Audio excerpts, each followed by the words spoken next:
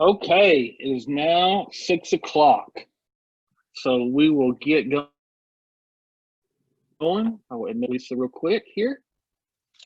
And welcome to this is our first training of the year, correct, Luann? There she goes. She's not at me now. Yes, So, yes. It's our first of 7. First of 7, all right. So we have quite a bit to go over. Some interesting things. I'm going to try to touch on a few things. It's going to be some broad strokes regarding throwing a quality contest. Lots of information interesting information, some changes, some interesting district news. I think we'll find exciting. But we are going to start here with Frizonke. Michael, what do you have for us right here? He's trying to figure out how to use his Zoom. So that's always a good thing to learn before you get into a contest. Actually, I was trying to see who I was speaking with today. I was swiping over to see who I was speaking with, and I will say that I think there's a few people who probably don't need to hear what I have to say. Probably would do a slightly better job at delivering the message I have to say. Shall I jump into it, or did you want to, without any further ado? Well, ladies and gentlemen, without any further ado, the one, the only Michael Frizonke. Thank you all very much. It is a pleasure to be here. It's a pleasure to be speaking with you today. Before Brad leads this discussion on about how to run a great competition, I also want to talk a little bit about why you might want to consider being in a competition. I know some of you here today are going to be officers in charge of learning how to run the show, but other people are here just interested, trying to figure out what's going on and maybe be considering entering a competition. And I am here to tell you that entering a competition can be one of the most amazing, life-changing things that you can do, at least as far as regards to Toastmasters. And I'm here to strongly encourage you to enter a competition. And before I go on and talk to you about why, I'll say that I'll just lead with a little disclaimer that actually competitions aren't really for everyone. I will say that a few people have just joined Toastmasters and they legitimately aren't ready. I'll say that other people don't have a great relationship with competition. In fact, I'm a professional musician and I've never been in a music competition simply because so far it hasn't really suited me that much. And so for some people, just their personality doesn't line up great with competitions. But for most of us, I think a competition is an opportunity to really, really put our best foot forward. Now, when you first join Toastmasters, you kind of have that natural adrenaline, you have that natural desire to really please and do your best. But the more you participate in Toastmasters, the more you get used to your club, that kind of naturally wears off. And so then comes competition time, and almost inevitably, no matter how experienced you are, a competition kind of forces you back into that initial moment that you had in Toastmasters, where you really do care about everything and where you do really try to put your best foot forward at every moment. I've made a short list of some of the things that naturally happen for a lot of people when they enter competitions. First, regarding speech composition, as opposed to competition, regarding the speech composition, I think in general, we're always pretty aware of the structure of our speeches, even in a typical club meeting. But then in a competition, you tend to become hyper aware of that structure. But then beyond the structure, this is the part that we don't often think about in our regular club meetings. We don't often think about how is each sentence constructed. But when you start getting in the microscope of the competition field, you kind of naturally just start to look at each sentence. Is this sentence as powerfully crafted as I want it to be? Does it lead to the next sentence?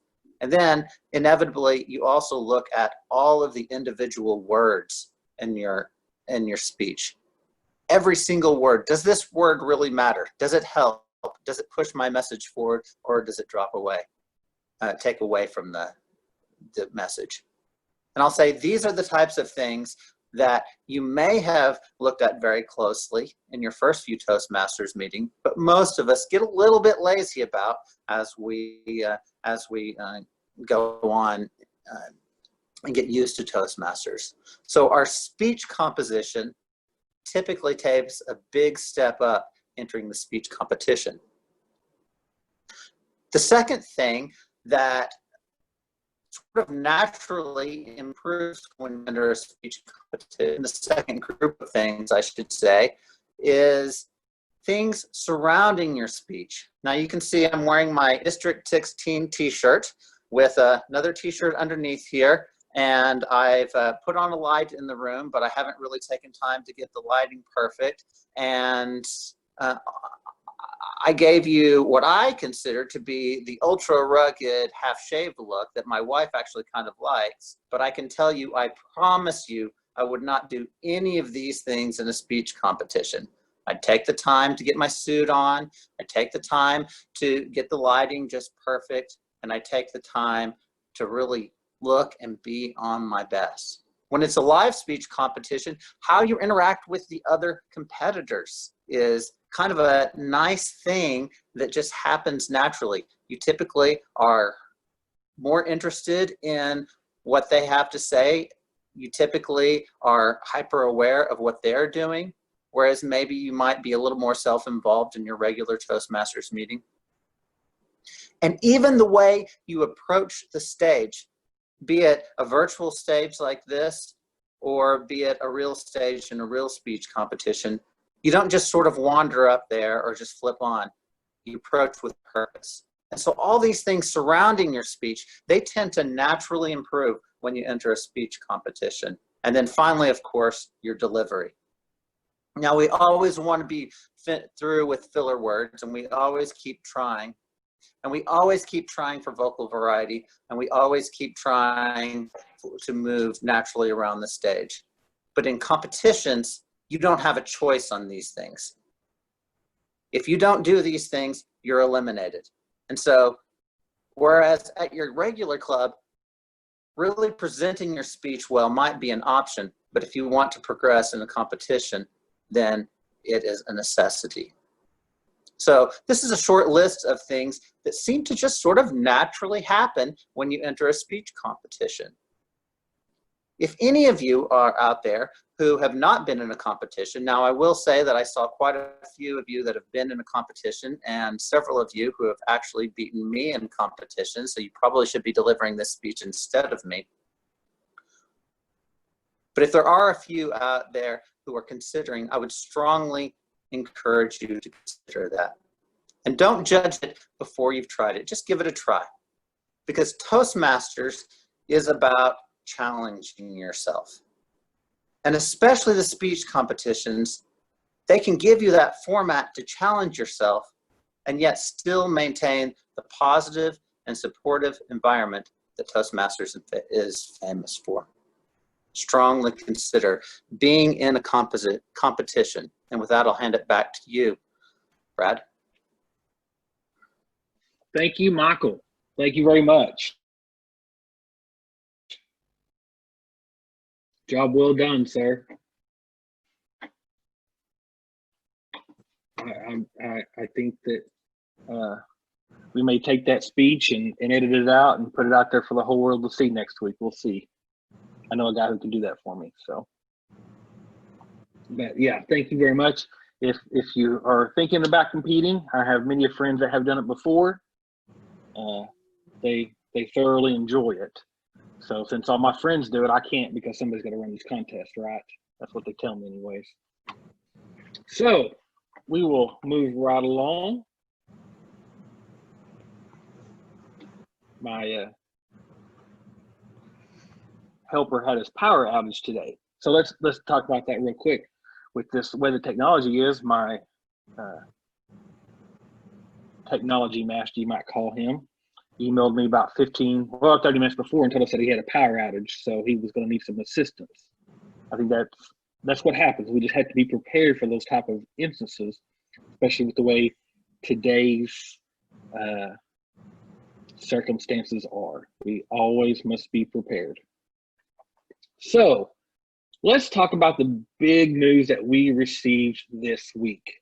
Now raise your hand if you know what I'm talking about, if you got the email. I'm sure you did. You may not have read it, right?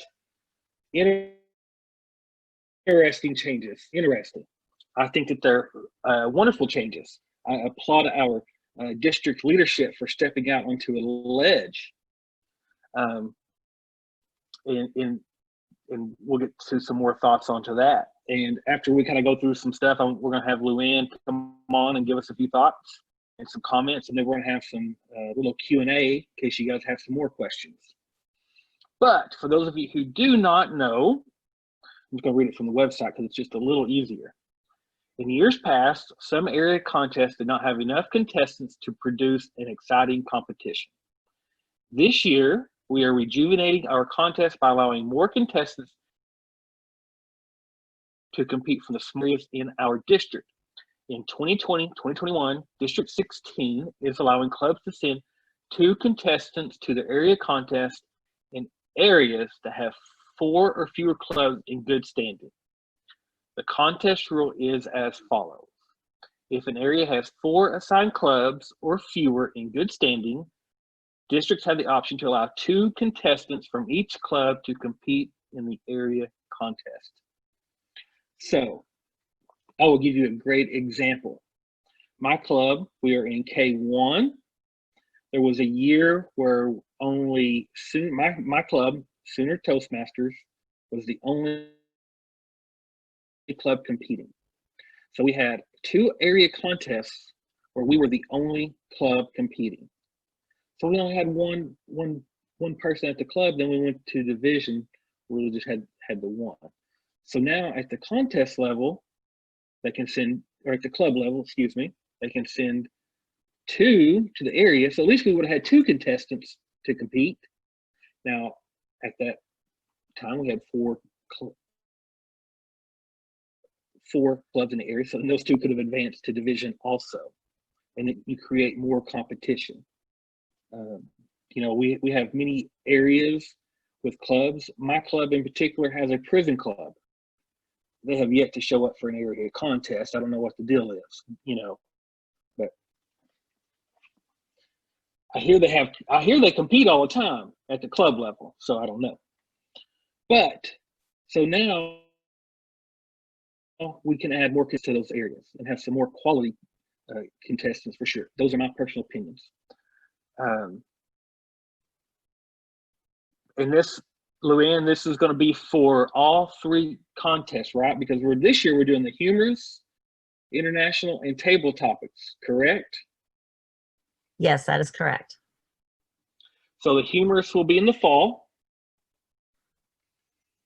and international and table topics in spring. Yes. Correct? And so yes, that is correct. For humorous, we are asking the clubs or the areas to have theirs done by September. Correct? Division by October, and district. I think we. No, let's start over. No. Yeah, because it's kind of messed up here. I'm going on. So it should be the club is right. 3 in September, area by October, yes. Division November, and then the district, of course, will be in May. That's right. Okay. So for table topics and international, we're trying to hoping that clubs are completed by January, areas completed by February, division by March, and district by the May conference. So now you can get all this information on oktoastmasters.com. And also, everyone should have gotten an email with this information. It went out to all members. Yeah, but I know how those emails work.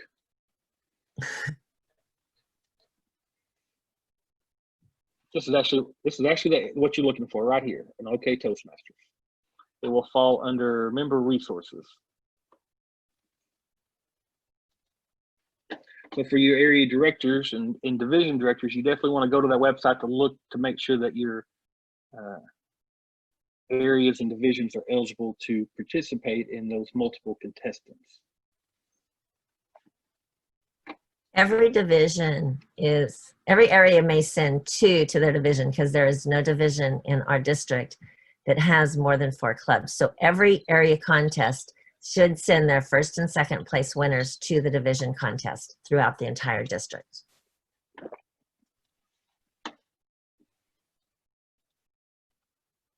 So at this time, do we have any questions?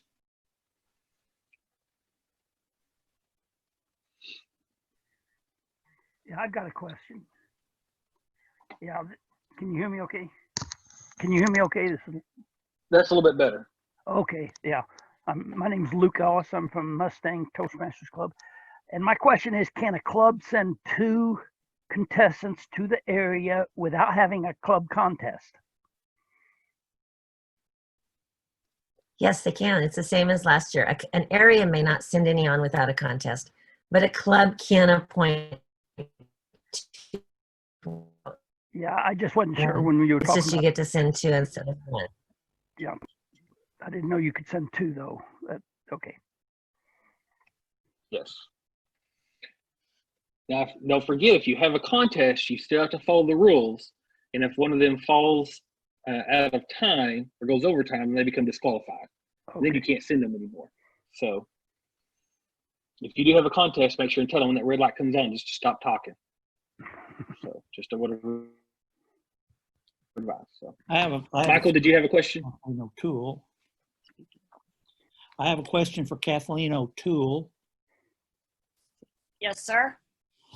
I'd made a suggestion earlier, I think about maybe in June, I'd made a suggestion concerning a humorous contest. And I'm wondering if you were considering my suggestion or not. Well, refresh me a little bit on that. I do remember our conversation, but help me with that a little bit. It's about giving the fun vest to the person who wins the contest, besides a trophy. It kind of goes, I do remember, thank you. Yes, the fun vest is actually because they would not get the fun vest until after at the conference. So I believe that Darlene Jordan is presenting that fun vest at the Hall of Fame. That is what her plan is at this point at the Hall of Fame luncheon that we have. And if that doesn't work, then we'll do it to the humorist. Back in September. Yeah, I still think it's a good idea. I think it's a real good idea. And I think the question that I have, or the thing that I would like to encourage, especially your area directors, many of you have not done contests before. And I think it's really important for you to find a friend and combine your contest. It's just half the work on everyone. And I can tell you, you don't even really have to know your friend. You have the list of everyone and they don't even have to be in your area. That's the thing. They don't, or in your district, in your division. They don't have to be in your division. We always thought that we had to pair them up exactly. But as long as you have the judges, as long as you have the timekeepers, as long as you have the ballots, you're good to go. And it's half the work for everyone. And also, if we have the opportunity to ever be in person again, it draws a bigger crowd. And that's always more fun to have a bigger crowd. But if not, still, the work is just less and it takes the pressure off you. So I encourage you to do that. Thank you, Kathleen. Thank you, Michael. Anybody else? Yes, I have a question. Go ahead, Eric. So based on, I guess, the criteria that was established for the upcoming humorous contest, the information that I received for club officer training, specifically for TLI,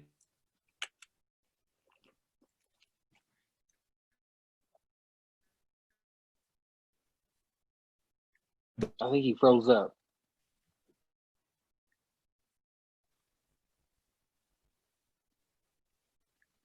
Because everybody else is moving on my screen except for Eric. Right. Okay, so if we get reestablished with Eric, we'll come back to him. So does anybody else have a question?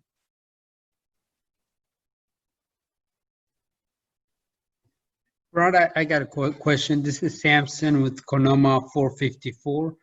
Go ahead. I guess my question is, if there is I guess the decision to do a contest or not, is it up to the club basically if they have less than 2 contenders? Is that correct? It's always up to the club. Okay. Yes. But a club can still send just 1. They don't have to send 2. They just may send 2. Okay. Okay. I think Eric? I got booted off. Well, yeah, you froze up. Go ahead back with your question. Yeah, so specifically in one of my areas, based on the club standing, it shows them as being ineligible. So I'm wondering, does that change or affect anything as it relates to the number of contestants that you can send? I thought I heard where, assuming you had 4 clubs, and based on the realignment, for the most part within our division, that appears to be the case, but I'm wondering about the overall standing of the club. Does that change or affect anything in terms of number of? Well, instead of 8, maybe in another area we'll have 8 contestants. That area would only have 6 because you only have 3 eligible clubs. If the club is ineligible, they can't send contestants. Okay. Right, and in your area, you do have one. You have in your area, you have 1 club that is not eligible. They do, and the eligibility is by how many members the club has. They have to have 8 members that have paid memberships, and you have 1 club that only has 6, and so that makes the other 4 clubs in your area eligible to participate with 2 contestants.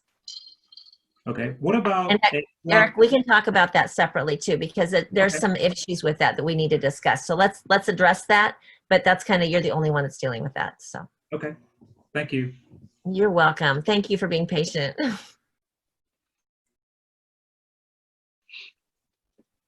All right, who's next? We're asking some good questions here. I think another thing that we certainly want to address is anyone that is participating must be a paid dues member. And this happened 4 or 5 years ago, and we were at the district level, and the chairman, that's what you do, is you check, and they had paid their dues, but their treasurer had not deposited their checks and processed it through TI. Therefore, they were ineligible. It happens rarely. It happens really rarely, but as someone who is facilitating the contest, those are just things you check. You just go through and check, and it's just dues paid, and it's very easy. Of course, if you can ever get on TI, Wanda Olson, and hopefully it will update one of these centuries. So I get it, folks. Trust me, I get it. Yes, that goes to part of our contest training. Part of the chief judge and contest chair is to make sure that the members competing are eligible, and eligible at that time of the contest. That means that they have to be a paid member, and their clubs have to be eligible with up to 8 paid members at the time of the contest. I actually 2 years ago went to doing some checking and found one that she had actually advanced to district, but I had noticed that when she had the area contest, her club had not paid her dues. So she actually was ineligible at that point and could not compete in the district contest. It says that once it found out that they're ineligible at that point, they are no longer eligible. The area director and division director should have caught that. And what the hang-up was she was a member of a corporate club, and corporate had not paid their dues in on time. And so I will say that once I notified her, she was actually very happy because she emailed me and said I had somebody else planned and now I get to go do that. So it worked out for everybody. But that is the job, and there is a tool on Toastmasters.org that will help you look into that. If you cannot, then reach out to a division director or Luann, and they can assist you in that. But we want to make sure that all of our contestants are eligible. We don't want something that happens out later on for some reason that they're not. Okay, so and so like I said, to be eligible, they have to be a paid member of a paid club, 8 members or more, at the time of the contest. Okay, it has to be on the TI website. Has to be updated on the TI website. So we're in contest season. It's time to start the contest. You are the contest chair. Okay, so I want to give you 2 words here that'll be very helpful. Well, maybe 2 phrases, a word and a phrase. First of all, is have fun. Okay, it can be work, it can be stressful, but try to find a way to have fun. Okay, the second word is delegate. Don't let all of this sit on your shoulders, especially now because instead of 4 contestants, you're going to have 8 contestants. So now you're going to have double the paperwork, which is not a lot of paperwork. As long as you get it out there early, get it out there on time, and be prepared. Okay, don't let your responsibilities just set. If you're the area director, Kathleen says have food. It just depends. It just depends. Sometimes. My contests are usually so fast that there's no time for food. Okay, but now with 8 contestants, you're going to have a little of nourishment. So delegate to somebody that you trust those responsibilities. And of course, you can delegate that. If you're the contest chair, you need to find a chief judge. Okay, and you need to find a chief judge that you trust and that they know what they're doing. That releases off of you. Their job is to find the judges, the counters, the timers. That's a big portion of finding those people. Okay, so don't let this weigh too heavy on you. Find that good chief judge. Find somebody who's maybe done it before, who has or has helped somebody do it before, and knows a network of people to call. Find somebody that's been in Toastmasters for 6 months probably, and I'll tell you why, because they may not have had enough time to network to find the different people to call out there to get. So in clubs, you have to have at least 5 judges plus a tiebreaker. If you're having a contest, like I said earlier, if you're going to have a contest, you have to follow those rules. And I wrote down that an area has to have 5 judges. I think that's wrong, but a division has to have 7 judges. Okay, let me make sure on something here.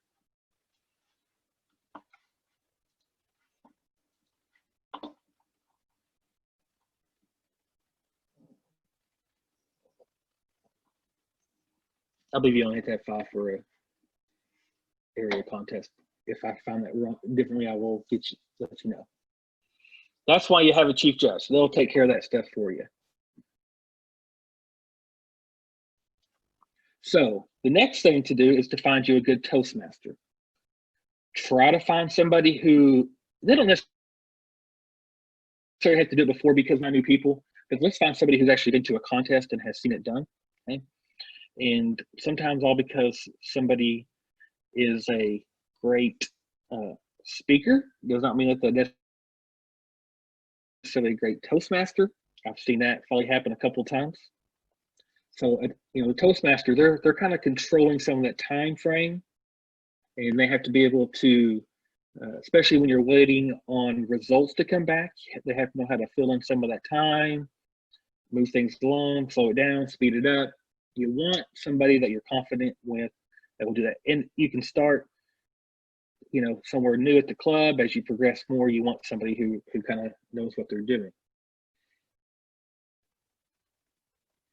Make sure that the Toastmaster understands their duties. If you're picking one, ask them, do you know what you're supposed to do? You know, they're supposed to help you brief the contestants, how they're supposed to interview people, if they're supposed to be introducing anybody, you know, sharing some of those duties. Kind of visit with them. Hey, what do you feel comfortable doing? This is what I would like you to do. Communicate with them beforehand. You start getting nervous when they don't show up till 2 minutes before the contest. Let me tell you, you know, you need to let them know, hey, I need you there, you know, 30 minutes early so we can discuss some things and be ready to go. Agendas. These always help out. Well, they help out a lot when you're there at the contest. The virtual agendas, I haven't quite figured that out yet. But I'll be honest with you, I don't make my own agendas.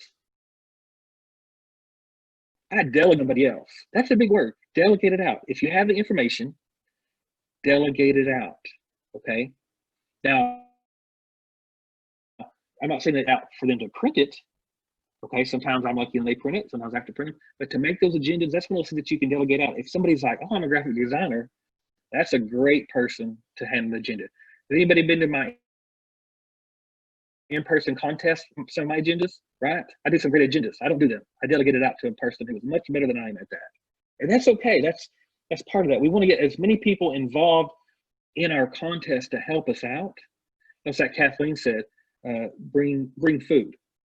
Maybe you can ask a person and say, hey, I know that you kind of like to coordinate, you know, the food priorities. Could you help me out with this?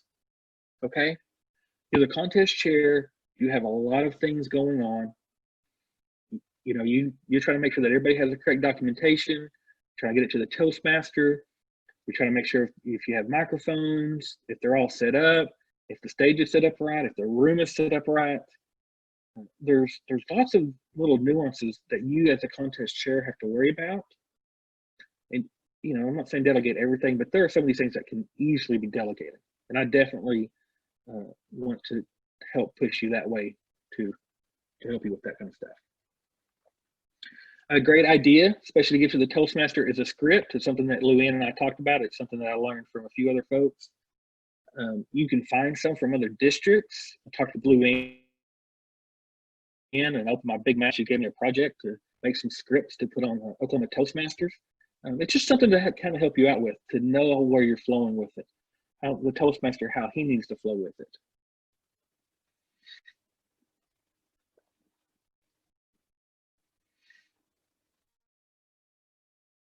Talk about judges.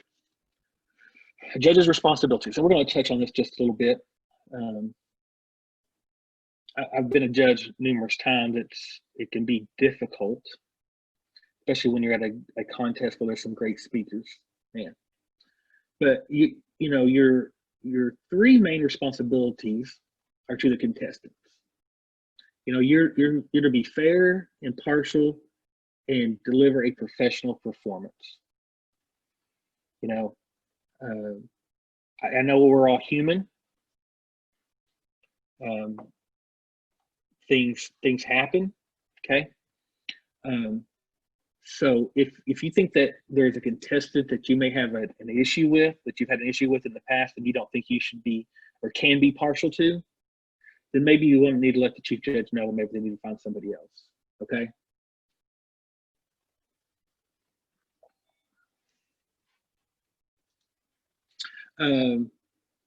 Responsibility to the attendees. The judge affects the satisfaction of the participants, who should leave the contest feeling positive about their further participation in Toastmasters. Okay. I've been there a time or two when I kind of wondered. Like I said, I've been a judge numerous times. Most of the time, I have never been far off from what the judges did. I might have a first place and a second place, and the second place is first place, and the first place, second place. They might have had a few different numbers. I can understand that. But, you know, when you're sitting there and the guy who you really had as first place got fourth place, you know, you start questioning things. Either you're questioning yourself or question your fellow judges. You know, it does happen. And when those things happen, when the other people are in the crowd maybe they're new to Toastmasters. Maybe their first contest. Wow, that guy's great. And also got fourth place. They're like, wow, that guy got fourth place, and the guy who stuttered through it, you know, barely, he got hurt. What's the deal here? You know, that can leave a bad taste not just in the contestants but also in the audience. So we really want to try to do a great job there. You know, we're not evaluating a speech. We're not looking to try to improve and make notes and give them feedback later on. Oh, I would have voted higher if you didn't. You know, you're just simply to rank the contestants according to their performance. If they are the best that day, they're the best. Yeah, they may have said a lot of ums, but if they were the best, they're the best. And so, and finally, you know, we have a responsibility to ourselves to fulfill our commitment to self-improvement. We must do our very best to make competent and proper decisions when judging a contest. Like I said, if I was a judge in a contest and somebody was competing that at that time I felt like I couldn't make be impartial to it, I think I would tell the chief judge and say, hey, there's somebody up there that I've had a kind of a bad tiff with. I think that you may need to find somebody else and do the right thing.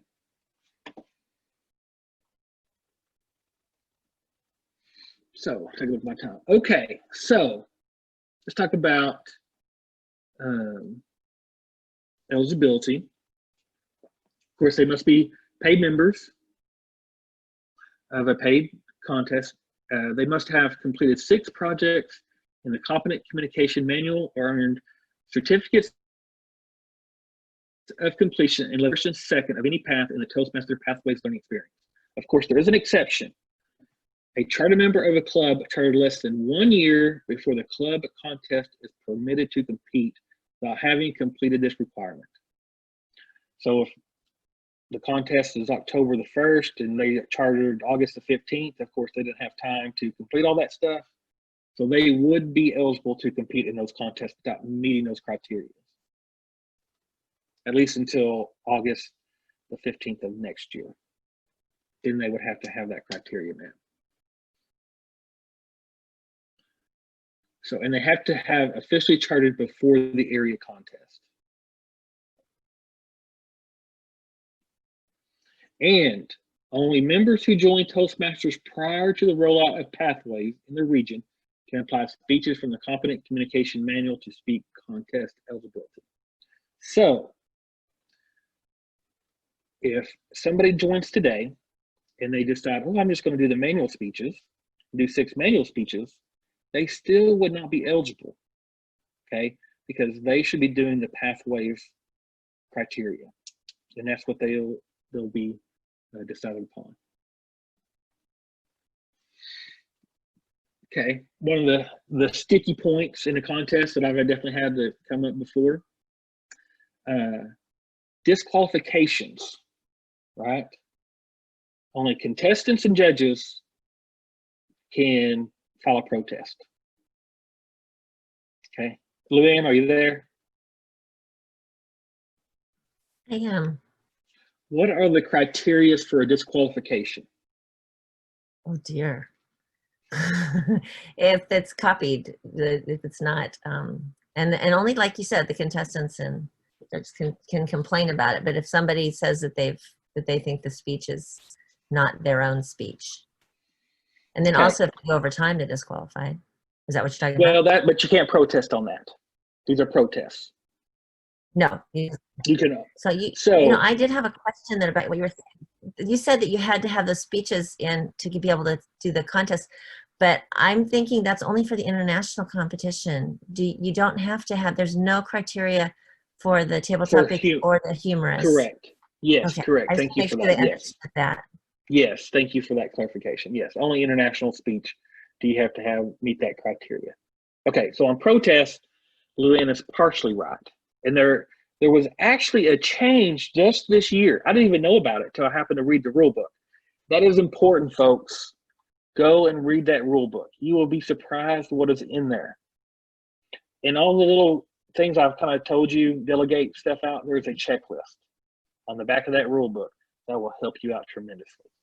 Can we put a link to that rule book in the chat box? Do you have that? Okay, you I don't sure have to do. second, but if that could happen sometime, I think that would be helpful.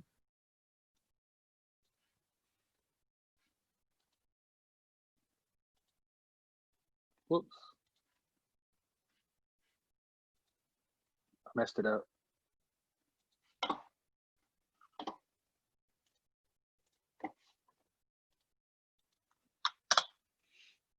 There it is. Whoops. I actually sent it to everybody in the waiting room. There we go. Okay, so there used to be only 2 ways that you could file a protest.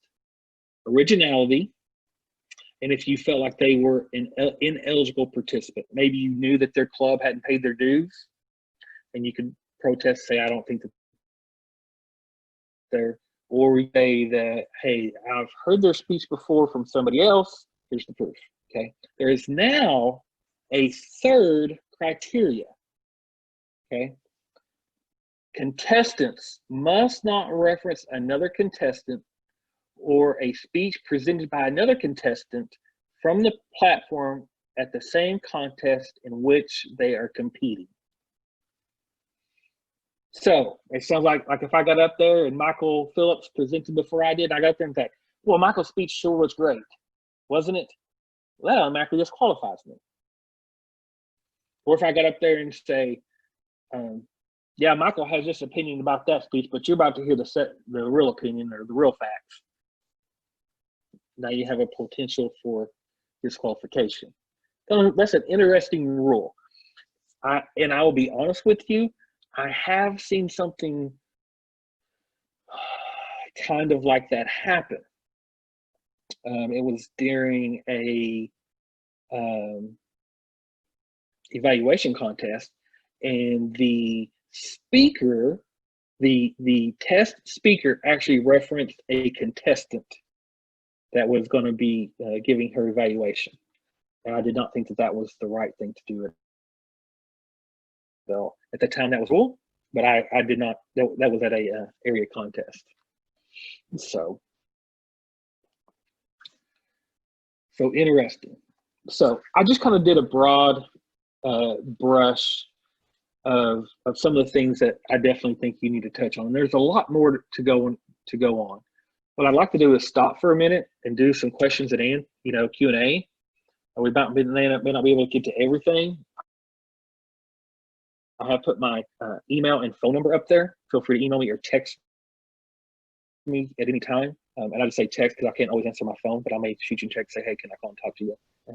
But it is up there. So, and I may not always have the answer for sure, but I have people that do.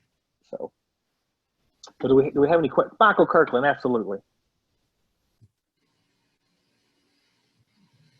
I'm trying to unmute you. It won't do it. You're muted, Michael.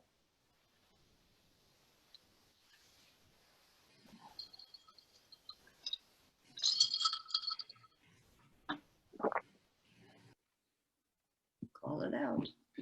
I have a question about protesting a time problem, that you were too short or you're too long on the time, but there was a problem with the lights. That happens a lot, especially at area contests where maybe the timekeeper isn't as experienced as they need to be. And I know back in the day there was some kind of an allowance made in case the lighting was wrong. And I'm wondering if that's still in effect. I have always been told that even if the lights malfunction, you should still know the time of your speech. I'm not saying that that is necessarily correct or incorrect, but that's what I've always been told, is you should know the time of your speech. So I'm thinking that's right now. There was a time though when they allowed you a minute or so short or a minute or so long. They still allowed it if there was a problem with the lights. But come to think of it, I don't believe I've seen it in the rule book in a while. yeah. We'll go to Michael Kirkland and then Theo. Yep. Thanks, Brad. One thing, whenever you were referencing reading the rule book, Also double check to see if there's any amendments to that rule book, because that's usually a separate download or a separate attachment to that rule book. And if it references something important, like what Brad was saying, if that amendment included this third subject where a contestant can't reference something, and that's not in the rule book, but that's in the amendment, you need to be very aware of what those amendments are. I'm gonna show y'all something real quick. I'm gonna show you the video. I'll get to you in just a second. I promise. This is what the rule book looks like. So you guys know, July 1st, 2020 to June. But if you, I'm gonna scroll down real fast here, and then we're gonna get the deals. These little diamonds right here, they're actually the changes to the rules. Okay, and so it's good. You know, I know quite a few of the rules. I don't know them all. I don't know everything, but it's good to go and make sure to highlight those, because you never know what might change. So, Theo. I just wanted to say we are planning as if we're going to have these meetings, these contests in person, correct? I would plan for both. Right. I would plan for both. And when it comes to contests, I was never a Boy Scout, but I believe in the Boy Scout motto when it comes to contests, always be prepared. Folks, I promise you, every contest I've ever been a part of, there has been a monkey in that wrench every time. And luckily, I've had a team around me that was able to take care of it, and I was somewhat prepared, okay? And that just comes with the experience a little bit, but if you find an experienced team, they could definitely help you out. And second, I'm going to put in the chat box a survey thing that I just put in there. And what it is if people will fill it out, if they're willing to help with the contest, it'll shoot a spreadsheet to me, and I'll have more up-to-date information about who we can call, and I will share it with the district. Good luck, Theo.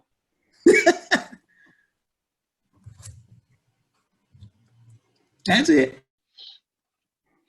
Luke, did you have a question? Yeah.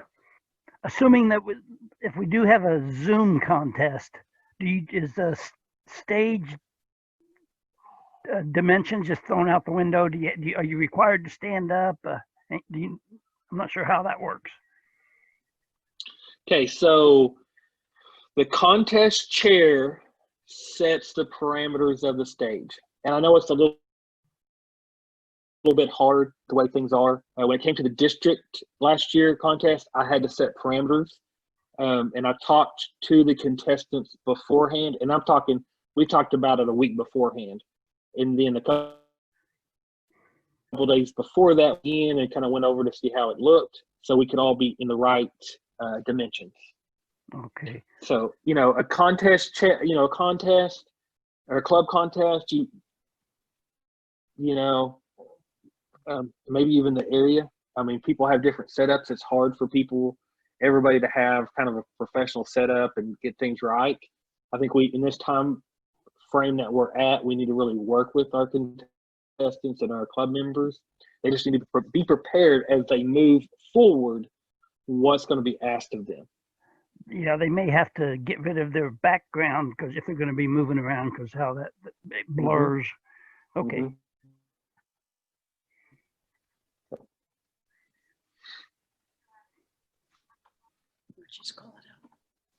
I think Michael has a question. Go ahead. I wanted to offer a couple of problems that come up in contests. The first one I wanted to comment on is I know you've mentioned having a tiebreaker judge, but I want to tell you what happens when you don't, and there's a tie for first place. What do you do then? It's a mess. There's nothing in the rules about that, and it's just a mess. And that's a disaster when that happens, because someone's going to be cheated. And the rules take care of that by having a tiebreaker. I've forgotten the other one. It was important, though, I can promise you that. Yes. Well, can I interject something here? And Yeah. I really appreciate everyone providing clarity for these contest rules, and we've really asked some really good questions. But one of the things that I would like to stand on is the foundation of the rule book. It is very, very important, with me being a division director, coming from area director, and with the clubs, standing firm with the rules. And if we do have to adjust, we all adjust the same way on the same page. And that's very, very important. So what does that mean? That means that we must continue, not just today, but throughout this year, this term, to communicate like we're doing now. And I really, really admire our trio and our leaders for getting us together like this. But these rules, I know we're having to adjust, but the rules have been put there, and sticking as close to the rules, even through an adjustment, I think is really important. Absolutely, Kimberly. I would definitely agree with you on that. And that was a very great thought. I thought of it. I thought of what I'd forgotten, that there's a difference between the judge's form and the final form that the counters fill out. The order of the speakers, first, second, third, is opposite on the counters. I don't want to tell you how I know this, but trust me, I know that when you're making the announcement of the speakers, you're supposed to, of who's first, who's second, who's third, you're supposed to get that right. And it's backward on the counters form. And I've seen it done wrong. And then after I've seen it done wrong, I did it wrong. So it doesn't hurt to have that mentioned. It doesn't hurt to mention that to people. I'm guilty of that as well. Well, and while we're talking on speakers forms, you want to talk about usually what creates the biggest fiasco in a contest is when the chief judge collects those ballots and the ballots are not signed, even though the chief judge told them when he handed them the form, the first thing you need to do is sign this form. The first thing. It never fails. Never fails. And that will I have seen it change contests. Okay. And you guys, somebody probably rolling your eyes. There's probably somebody here that did not sign that form in this group. Probably a couple of you. Okay. So I just want to stress it. Sign that form. Sign it. Stress it to your judges. Sign the form. Once it's picked up, if you didn't sign it, it's done. It's out the window. You've showed up for 2 hours of your day for nothing, pretty much. Just for a little chicken scratch that I put out there. So, anybody else? I've had some pretty good discussions here. I like this. A quick question: if it's Go ahead, Samson. yeah, if it's going to be online though, how is the signature and all the paperwork is going to work out? Is it going to be electronic signatures, or how the judges are going to do it? Well, most, I'm not going to say everybody, most have smartphones that they can take a picture and text it to the chief judge and or the ballot counters. That needs to be worked out beforehand, guys. With the Zoom stuff, it's going to take a little, and we've learned it takes a little bit more preparation. Do not pick your ballot counters and then the day of, 10 minutes before, call your ballot counter and say, okay, this is what we're going to try to do. With the Zoom, it requires more communication for sure. For sure. Have them test out taking just a picture of a piece of paper on their phone and sending it to you. Make sure they got the right number. We had that happen. We were waiting on a ballot and they were texting the wrong number, had it off by a digit. So I'm curious what that person receiving that ballot form was thinking. So but you know, it's okay to test this stuff out. It doesn't take very long a lot of times. Hey, Brad, is there any way Take the that, time, everybody quick, 15. Go ahead, Eric. oh, didn't mean to interrupt, but I was wondering if there's any way, if there are forms that require a signature, is there a way to make it be like a fillable PDF or something like that, where you could have any of the, whether it's the contestants, whether it's the helpers, chief judge, you name it, you know, any place that requires a signature, those forms to be fillable? There probably is a way. You'd have to have somebody that has Adobe that could make that correct, or, you know, make that change somewhat. Of course, a lot of times, you know, if you're sending it by email, it has your name at the bottom. Okay, so if you're going to send it by an email, if you guys have talked, we're just going to send, you know, your first, second, and third place in an email. Make sure your name is in the email. We had that happen where somebody sent an email. It was Star Wars fan 1 with no name. They had no idea whose it was, who it was coming from. You know, you could, I mean, the ballot counters, you know, they at that time probably don't know who the judges are. So they don't know if they're missing missing one or missing more than one. I think we actually had 2 that didn't have their names on there like that. So we want to make sure if we're going to just accept, you know, that you're typing your name at the bottom as a signature, then that needs to be figured out beforehand. So, but Eric, there probably is a way. I don't have that capabilities. Okay.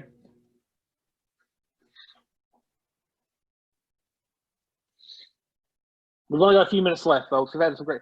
If you guys have any questions or anything, my email's on there, my cell phone's on there. Feel free to tell me. I may not respond right away. You know, we all have other duties and things. I just remember, have fun, guys. Don't put it all on yourself. It's okay to delegate that kind of stuff out. It's a great experiment, right? We're trying to be leaders. Leaders delegate. We have to learn to do that. For some reason, I'm better at delegating in Toastmasters than I am at work. I don't know what is up with that, but I've definitely learned that I'm a little bit better at it. So there's a lot going on. Luann and I talked about maybe trying to have another one. We haven't set that date yet, but we'll see what we can do. Maybe we'll have some where if you guys send a lot of the same questions and stuff, and we'll just go from there. So like I said, I appreciate everybody for coming out. Luann, I think Luann has some things for us. Go ahead, Luann. Yes, and I just really appreciate Brad doing this and Michael Frizellke stepping into and talking to us. And I feel like this has been valuable. It's gotten our attention. There are some changes, and I really wanted you all to know about them. Also, there's 2 things. I want you to know that the last Sunday of every month, except for November, December, and April, we are going to do training, and we want it to be valuable training. Next month, Thomas Fiordalisi is going to present the Distinguished Club Plan where you fill it out. And he showed me a document that their club created. It is incredible. You all want to be here and encourage other people to come, club officers. This is an incredible opportunity that he's going to present to all the clubs, everyone that's willing to come to the training. So you'll be getting an email to register, and you'll want to be sure and do that. Also, the other trainings, if there's something you would like to see in the trainings, let me know, let Kathleen know. We want it to be training that you want. We're willing to pull in other people or do whatever it takes. We want to give you guys what you want. So also the last thing I want to talk about is Kathleen promised some giveaways tonight, like money. Are you ready, Kathleen? I'm going to give it to you. Thank you. I am ready. And everyone loves free stuff, and I want to have the opportunity to give that. I want to say a couple of things. You heard some really good questions from, and I don't want to exclude anyone that's on this call, but you heard some questions from Luke, from Susan and Michael Phillips, Michael Fresonke talk. These people are, Brad, they are experienced, Dan, Martha, experienced contesters. They have participated, they have held them, they have judged them. And this is how we can reach out and get better at what we do.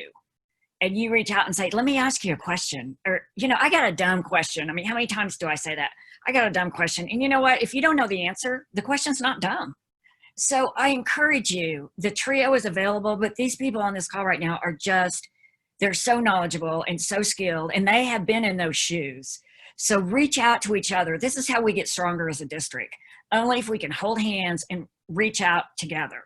Now, I have made a list of everyone on this call, and it is 1 through 27. That does exclude the trio, sorry.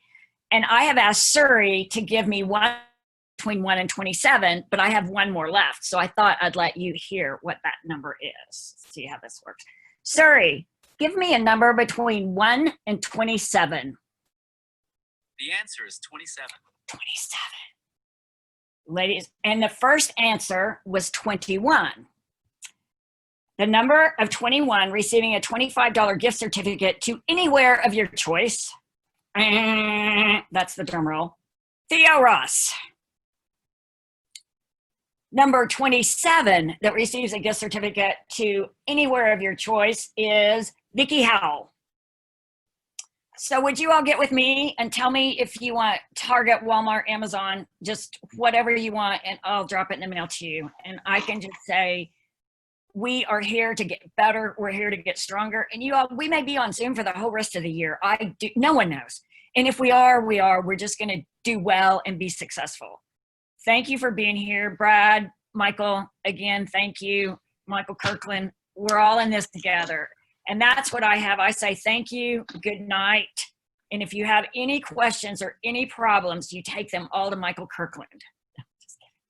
I'm just kidding. We're all in it together. Thank you all. Brad, thanks again, Michael. Good night, you all.